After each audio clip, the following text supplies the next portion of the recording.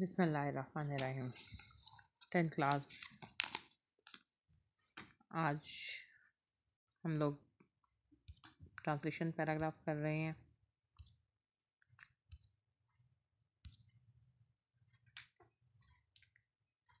Hope so कि आप लोग प्रॉपर तरीके से अपना लेसन लर्न कर रहे होंगे।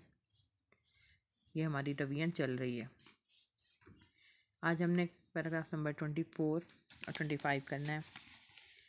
24 वाला जो है वो ये नौजवान कायद आज़म को कत्ल करने के इरादे से आया था। This young man had come with the intention to kill Quaid Azam. ये वाला पैराग्राफ करना है। और नेक्स्ट पैराग्राफ है कि हज़रत मोहम्मद सल्लल्लाहु अलैहि वसल्लम मक्का में पैदा हुए। हज़रत मोहम्मद सल्लल्लाहु अलैहि वसल्लम वॉज बॉर्न इन मक्का। ये पैराग्राफ में तो SAW लिखा हुआ है, आप ये नहीं लिखेंगे, आप अरबी में सल्लल्लाहु अलैहि वसल्लम लिखेंगे। ठीक है। मैंने आपको पहले भी कहा था कि जो ये सारी टर्म जो हैं ख़त्म कर दी गई हुई हैं। हम रसूल की जगह रसूल मतलब पैगंबर की जगह रसूल लिखेंगे और नाम लिखेंगे, सल्लल्लाहु अलैहि वसल्लम लिखेंगे। कोई मॉस्क या इस तरह की वर्ड यूज़ नहीं होंगे। गॉड वगैरह भी यूज़ नहीं होता, अल्लाह आएगा। और मस्जिद जहाँ पे भी होगा मस्जिद ही आएगा, मॉस्क नहीं आएगा। ठीक है। ये दोनों पैराग्राफ रिवाइज करने के बाद नेक्स्ट हमारी जो चल रहा है यूनिट नंबर 13। ये पहला यूनिट है जो मैंने आपको करवाया था जब ये हमारे वीडियो लेक्चर स्टार्ट हुए थे। और इसमें ग्रामर है। इसकी ग्रामर में एक दफ़ा आपको फिर रिवाइज कर देती हूँ कि कंडीशनल सेंटेंसेस हैं। इसमें आप के पास ऑलरेडी मे बी ये लेक्चर मौजूद हो, लेकिन दोबारा से मैं रिवाइज करवा रही हूँ आपको। कंडीशनल टाइप 3 है। टाइप 1 और 2 हम पढ़ चुके हैं पहले भी। टाइप 1 में मैंने आपको बताया था कि इफ़ क्लॉज में प्रेजेंट इंडेफिनिट और मेन क्लॉज में फ्यूचर इंडेफिनिट यूज़ होता है। टाइप 2 में इफ़ क्लॉज में पास्ट इंडेफिनिट और मेन क्लॉज में वुड या शुड के साथ फर्स्ट फॉर्म आएगी। आज जो ये टाइप 3 है इसमें इफ़ क्लॉज में पास्ट परफेक्ट टेंस यानी हैड प्लस थर्ड फॉर्म और मेन क्लॉज में वुड हैव के साथ थर्ड फॉर्म यूज़ होगी। रिपीट कर रही हूँ कि टाइप 3 में इफ़ क्लॉज में हैड प्लस थर्ड फॉर्म और मेन क्लॉज में वुड हैव के साथ थर्ड फॉर्म यूज़ होगी।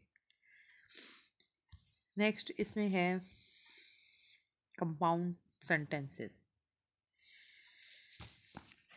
कंपाउंड सेंटेंसेस जो हैं इसमें दो या दो से ज़्यादा मेन क्लॉजेज होते हैं जिन्हें कोऑर्डिनेटिंग कंजक्शन से ज्वाइन किया गया होता है। यानी इसमें हर क्लॉज जो है वो इंडिपेंडेंट होता है। अगर कंजक्शन हम हटा दें हर क्लॉज अपना मीनिंग देता है।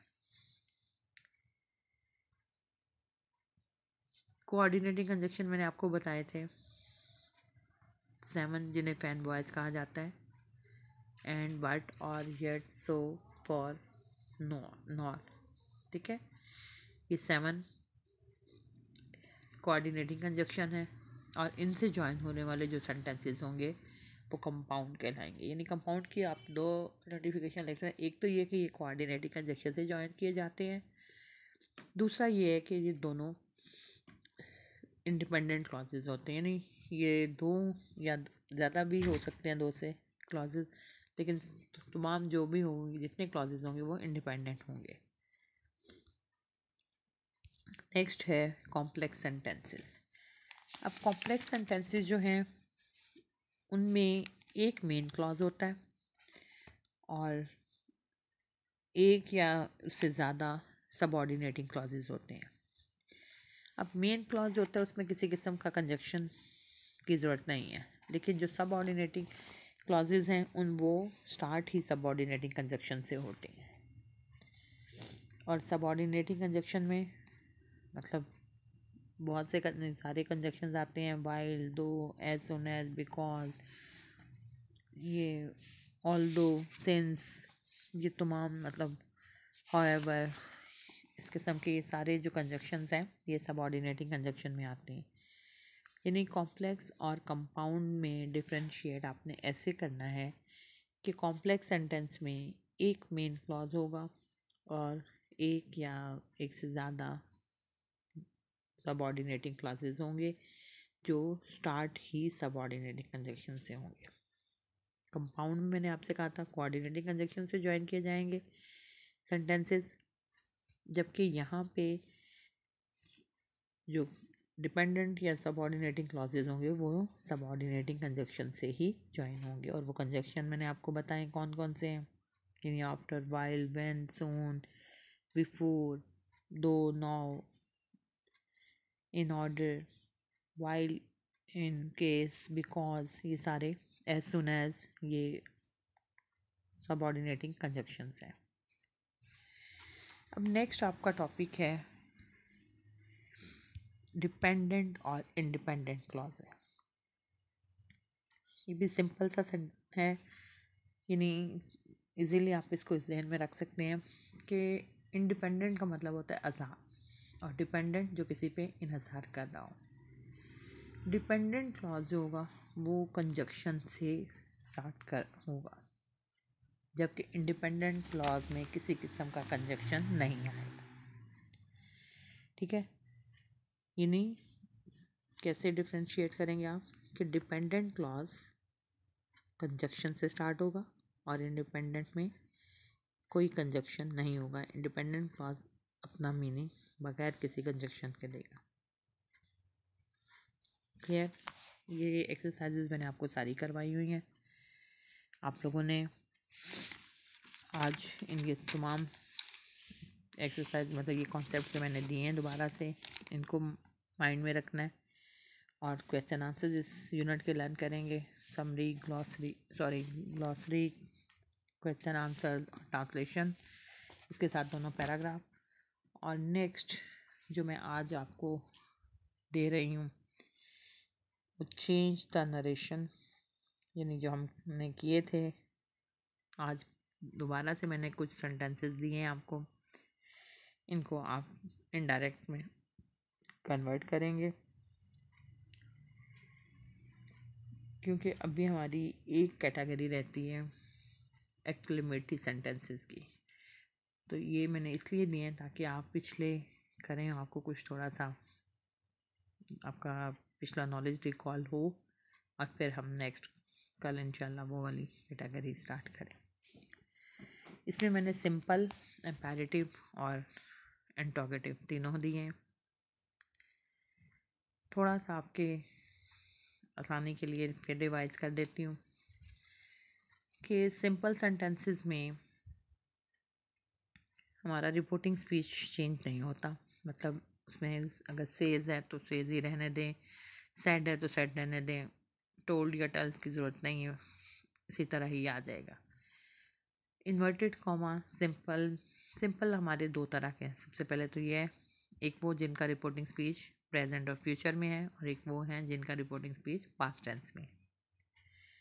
ठीक है, अब जब हम इनको चेंज करेंगे तो सिंपल में मैंने आपको बताया था, आपने देखना है अगर तो आपका रिपोर्टिंग स्पीच प्रेजेंट या फ्यूचर में है then you don't have to change the tense of reported speech.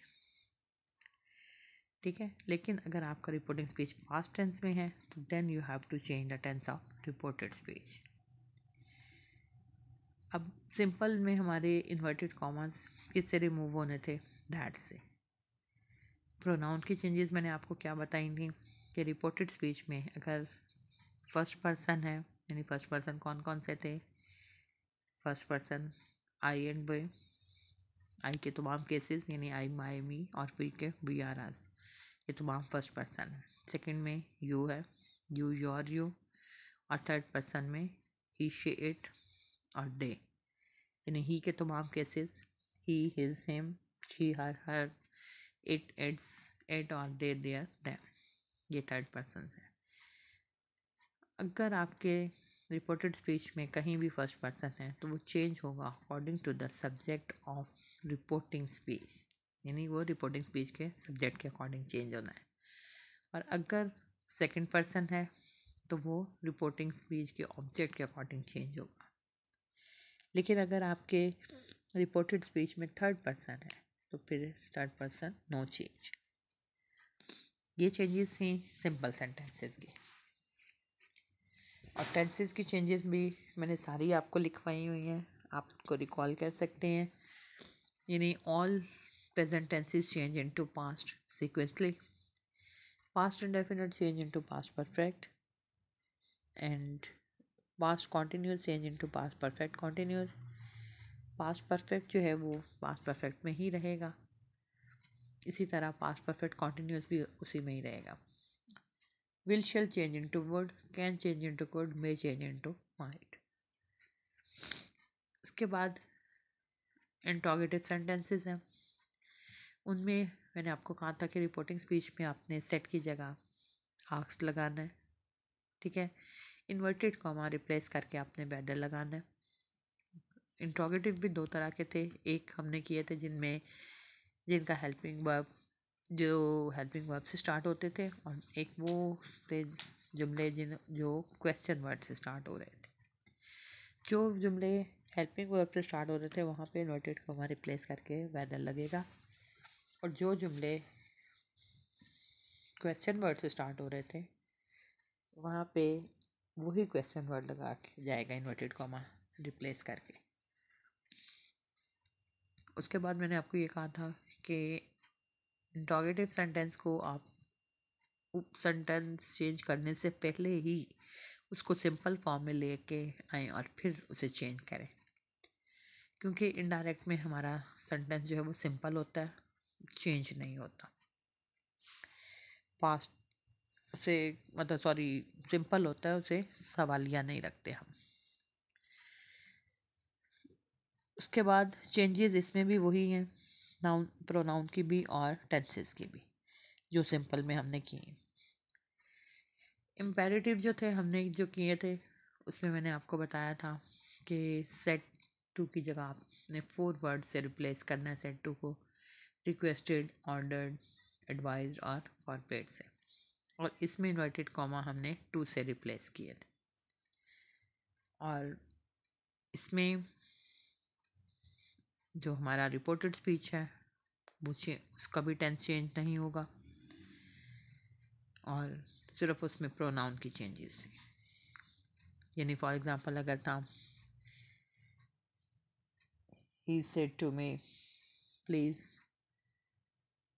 help me in this matter, अब he requested me to, मतलब प्लीज़ ख़त्म हो जाएगा, रिक्वेस्टेड आ गया, हेल्प अब मी है, यानी first person change according to subject, to help him in this matter, this change in to that, यानी he requested me to help him in that matter. इस तरह से ये थे। तो ये थोड़ा सा रिव्यू मैंने आपको दिया था जो चेंज द नरेशन के हवाले से। इन्हीं पॉइंट्स को जहन में रखते हुए आप इसको चेंज करेंगे। कल पहले मैं ये आपसे पूछूंगी और इसके बाद फिर हम आगे नेक्स्ट कैटेगरी करेंगे कल इंशाल्लाह। आज की डायरी आपकी दोनों ट्रांसलेशन पैराग्राफ प्लान करने हैं, यूनिट 13 रिवाइज करना है पूरा विथ क्वेश्चन आंसर, और उसके साथ ये आप नरेशन करेंगे। Thank you so much.